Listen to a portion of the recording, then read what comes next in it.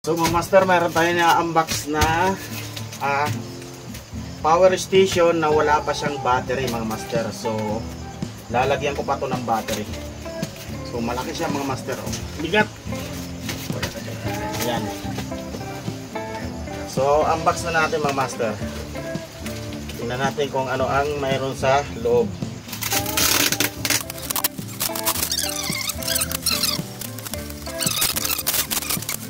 So mayroon na siyang praying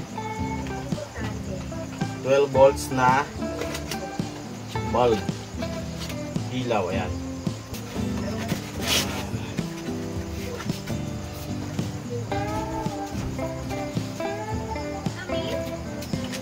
Tapos yung kanyang manual, ayan.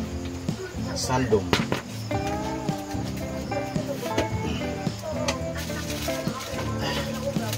Medyo pabigat na konti mga master.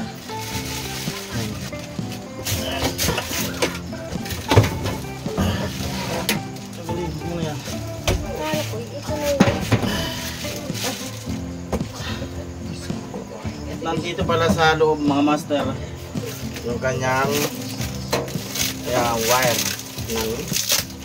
So ayan, napakasulit mga master. So magaan pa siya mga master, wala pa siyang laman.